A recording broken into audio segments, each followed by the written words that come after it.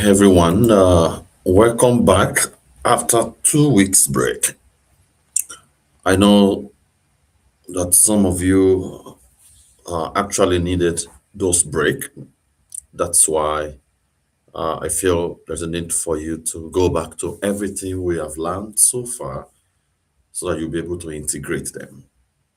So this week we have resumed back after this break uh, on the week 8 of our ministerial ethics.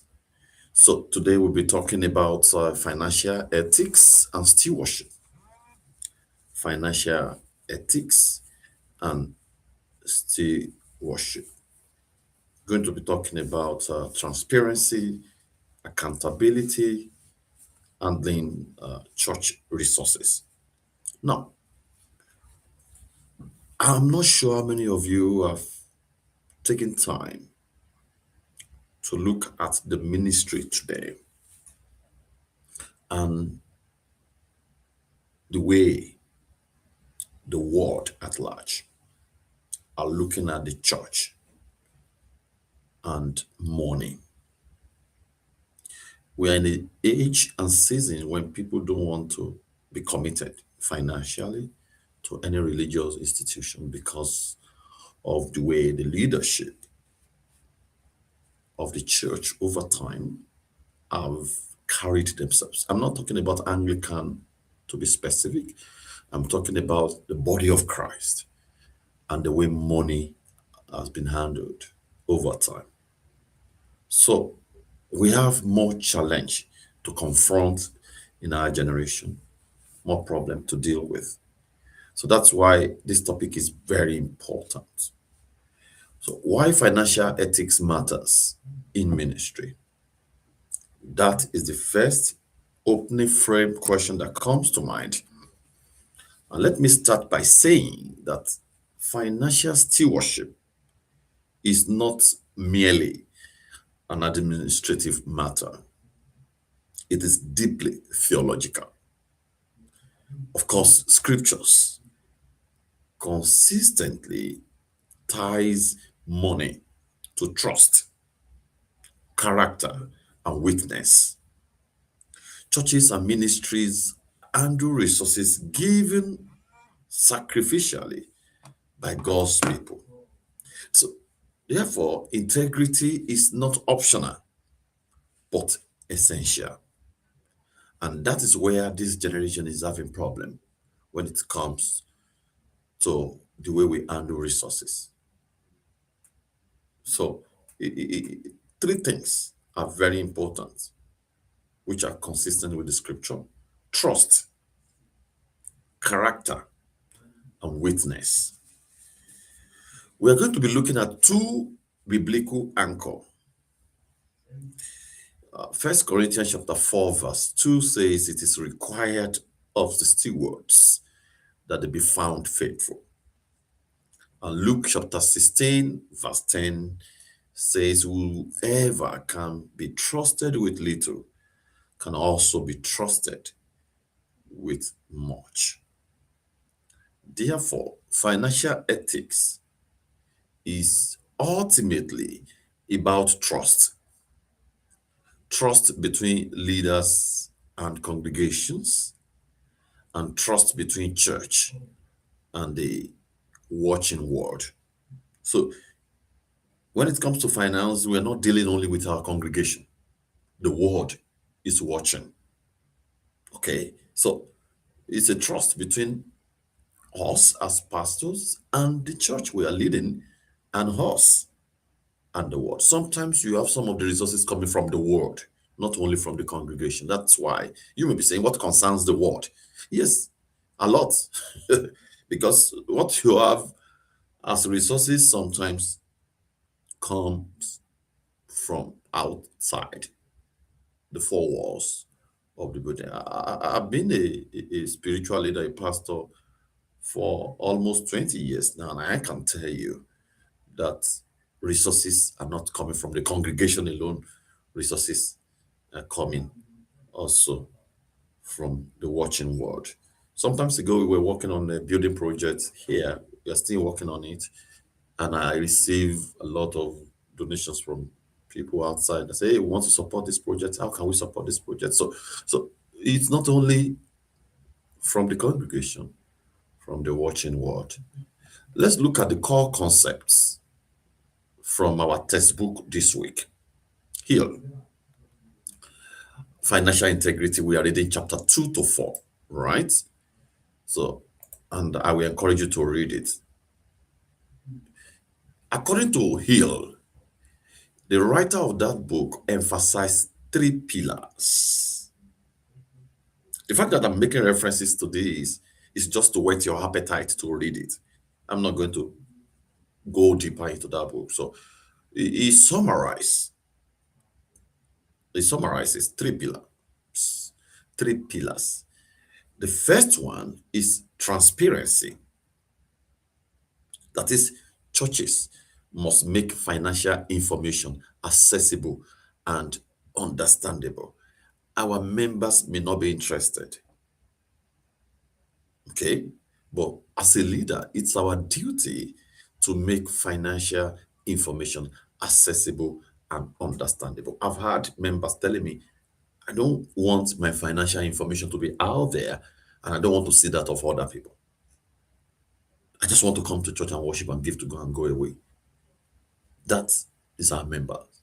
It's not an excuse for you as a pastor not to make the financial information accessible and understandable. We're talking about transparency.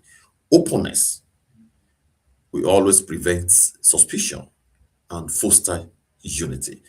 When you are open, nobody will suspect you, and you are fostering unity. Hiddenness,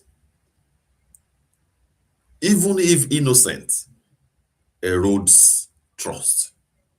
When you hide financial information, you hide things.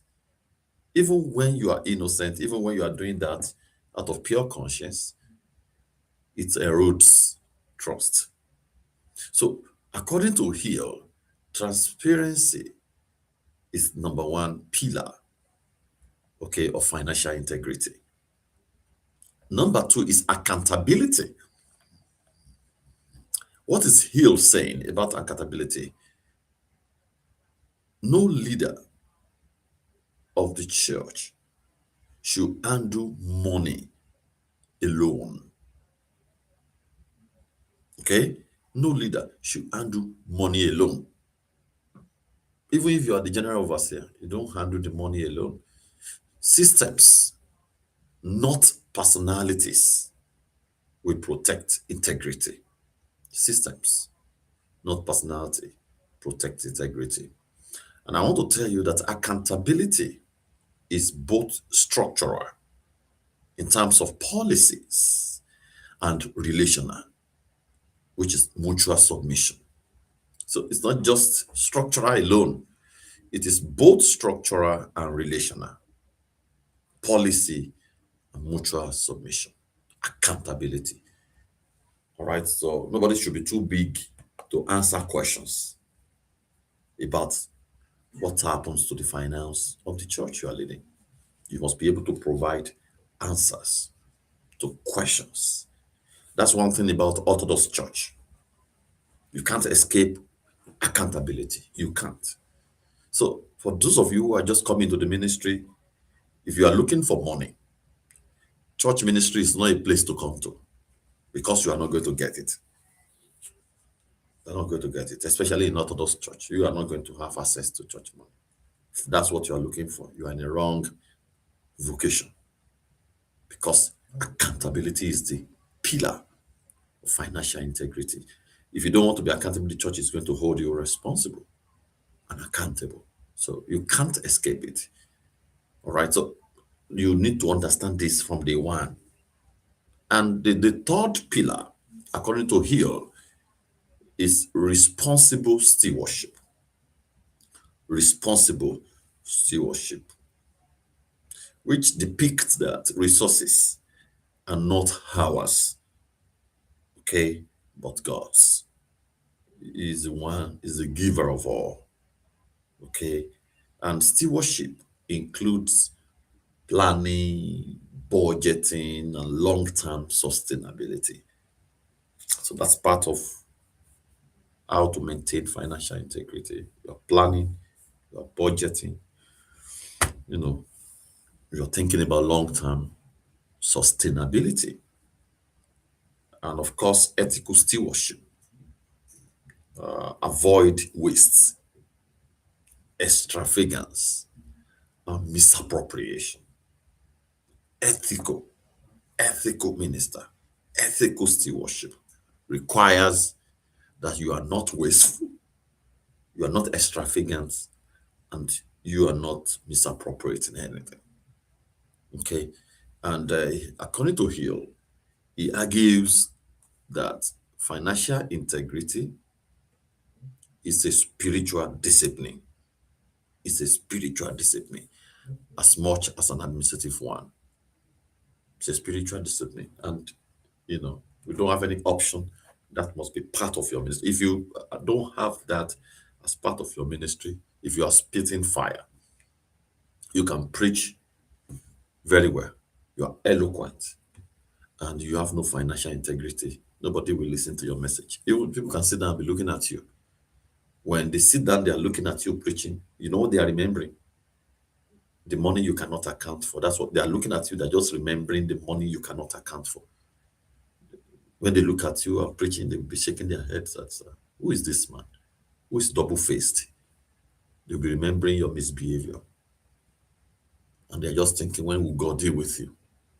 So people can be sitting down in your church and be looking at you, and they may not be hearing what you are saying. So for you to run a meaningful ministry and a ministry that will benefit and impact your generation, anything that has to do with finance in your ministry, you have to maintain that integrity when it comes to that, via transparency, via accountability, and responsible stewardship. Looking at transparency, what it is and why it matters. Let me tell you that transparency means that financial decision, processes, and record are open to appropriate scrutiny. That's what transparency means. Everything you are doing, you're spending money on. If auditor just coming into your church and say, hey, submit this document, submit this, submit that, you are able to present all these things. Or we are open to scrutiny.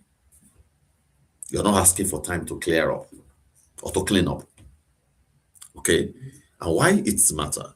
It matters because you build congregational confidence in you. People will have confidence in you,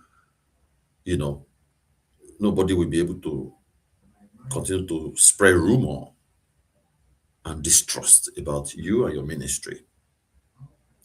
And also it encourages generosity. When people notice that their fund, their finance, what they are giving to God is well managed, people give more. And it also demonstrates ethical leadership. You command respect. That's why it matters. Let's look at some practical expressions that can be helpful, that you need to take note of all this. Number one is annual financial reports. Any church where you are working, you must open financial reports, expenditure, income, whatever you are spending money on. You have reports, records.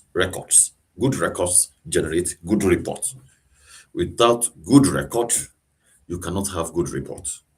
So from the beginning of the year, you take note of every spending, what is coming in, and people's wording, pastors' wording, the PCC member can see what is coming in.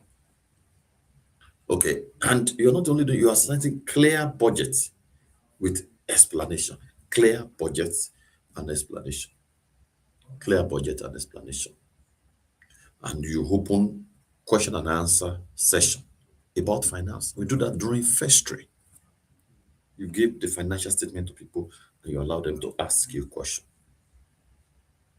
And you are publishing compensation ranges. If you have workers that are working with you and you are paying, you need to publish the range of their compensation. How much are you paying them? And people can talk about it, can make suggestions, can see what to improve. And that's how organization is run. And there must be clear policies for designation giving. You are giving to the poor, you are giving to the needy, you are giving to there must be policy. It must not be more than this. It must be this. Who are what is the eligibility and all that? There must be a clear policy and designated giving. There are mistakes that people made, common pitfalls that many people run into. Number one is over centralization of financial knowledge. Over centralization. Okay. So only one person who can talk about finance. Every other person should quiet. They don't know. You are the only one that knows. Need to know culture. That's another one. Need to know culture. Vague or overly technical reporting. Vague or overly technical report. When you do, many people, usually do that, and they run into trouble. And avoiding difficult financial conversation. When you ask questions, many pastors get angry. They get angry when member asks question because they feel that person want to come beyond their boundary. So that's accountability. That's very important to transparency. Let's look at accountability structures that protect integrity. When we talk about accountability, accountability is the system of check and balance that ensures no one person has unilateral control over church finance, beginning from the signing of the check. I've seen a pastor that he is the only one signing the check of the church. That's wrong. In our church, when you open a church account, which your wife must not be a signatory to, three of you must be there. People's wedding, rector's wedding, and the rector. And two to sign to withdraw. At least one of them will be available with you to sign to withdraw. It starts from there. Check and balances. You can't singularly just take the church check and sign and go and withdraw. No. Other person must sign. Other person must be able to ask question. What is this money meant for? What are we doing? Where have we discussed this? Who approved this? That is accountability. Key components here, number one, is segregation of duties. The person who receives money is not the same person who deposits it. All right? The person who writes checks is not the same person who approves them. Different group of people will approve, then you write check. If it is not approved, it must not be spent. Please, I know many of you are young clergymen. If you want to have successful ministry, don't bypass any of these rules, any of these policies I'm talking about. Once you bypass them, you may crash land the ministry. Can tell you that. I can tell you that. So the second part is finance committee or boards. Every church need to have this, which involve diverse membership, and they must have regular meetings and documented their decisions. All right. It's not that it's a one-man show. No. Or one man, no hall. No. The other part is external auditor or review. In fact, part of the things that must be appointed during first tree meeting every February is appointment of auditor, at least two. So when the pastors and boardings have done whatever they want to do, the auditor need to look into it and check it and make sure everything is okay. Right? So they look at annual or biannual, maybe January to June, and June to December. or once in a year. We just have to look at the record of the year and make sure everything is okay, which must be conducted by qualified professionals. It's not just anybody that can do that. CCPA, those people who are accountants and who have had experience, they are professionals. They are the one that becomes auditor of the church. So they are the one that audits whatever church is doing once in a year or twice in a year. There must be also be conflict of interest policy. Conflict of interest policies. Leaders disclose personal or financial interest, which you know is very important. And there must be recusal from related decisions. Recusal from related decision. This is very important. Why accountability protect everyone? Leaders are shielded from false accusation. Congregations are protected too from misuse, and the church witness remain credible. Credibility. Church witness becomes credible. This is very important. That's why we, talk about accountability. Let's talk about stewardship, handling church resources faithfully. Theological foundation about this is that stewardship is rooted in the belief that God owns everything. Psalm 24, verse 1, the heart of the Lord is the full and that money belongs to God. That consciousness should sink in our heart. That money is not just church money, it's God's money. And leaders are caretaker, not owner. Leaders are not owners. We are just caretaker of the trust of God. So once you understand this concept, you'll be fine. You'll be fine. Including the drum you use in church is God's property. Including the bottle of Holy Communion wine. All right? There's nothing it's doing in your fridge. It's God's bottle of wine. You see, this mindset will help you to escape corruption. When you see God in everything that belongs to church. The heart is of the Lord and the fullness thereof. So this mindset is going to be helpful if you can plant that in your heart. Everything belongs to God. You can't just abuse it or use it anyhow. Looking at the practical stewardship responsibilities. Number one is budgeting. Align spending with missions. And it helps to avoid mission drift.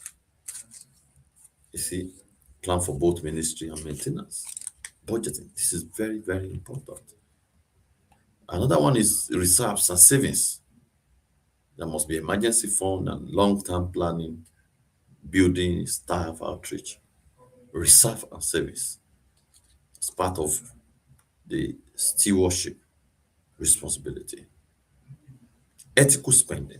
Avoid extravagance. We have talked about that the other time. Prioritizing ministry impact and considering sustainability and fairness. This is very, very important. The next one is bookkeeping. Right? Accurate, timely, and secure.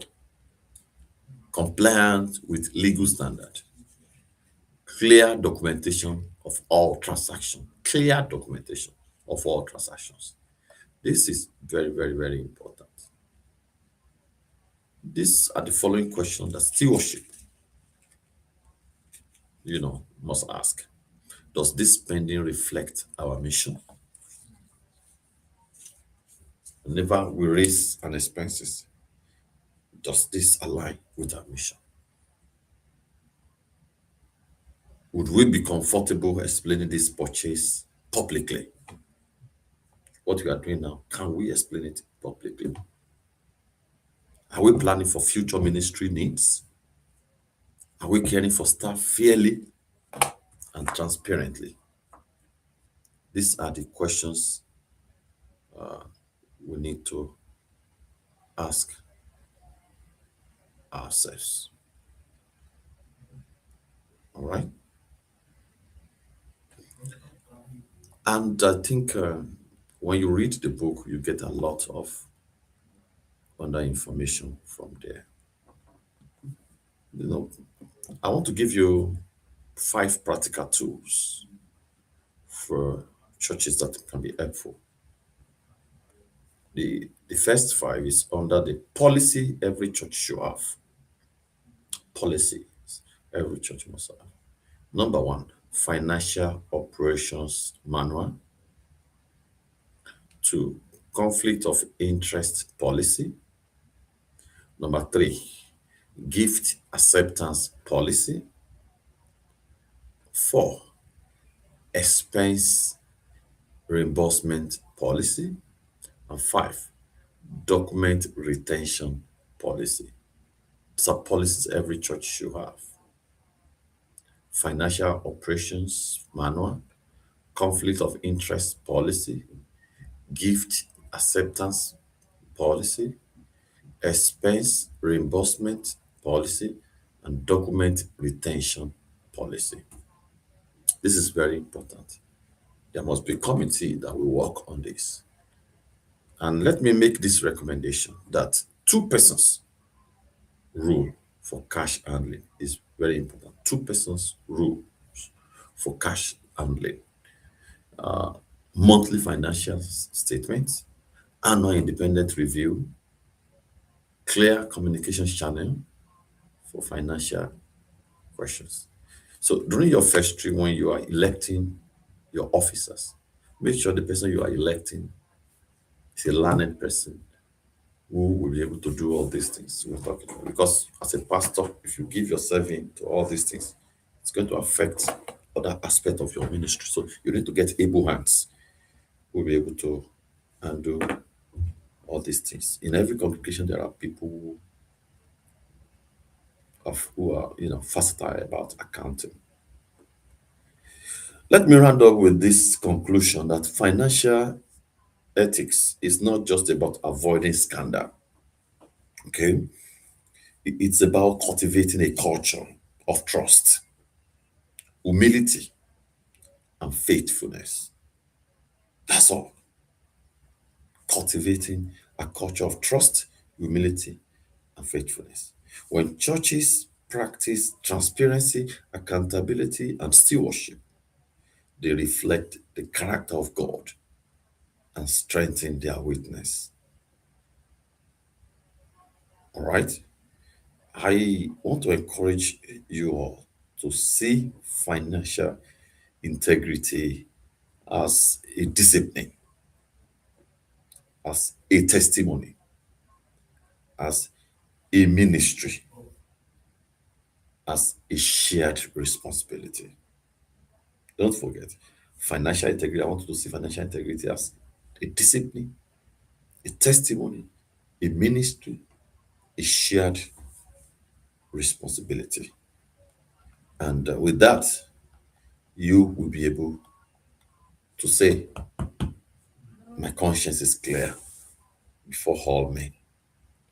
And at the end of the day, when you look back in your ministry, there's no regret of any form. I hope this makes a lot of sense to you. Let's see what you can read and pick out of all these things this week. If you have any question about this financial stewardship, ethics, and integrity, please feel free to send a message to me and I will provide answers to that. So until I see you again, take care and enjoy your week.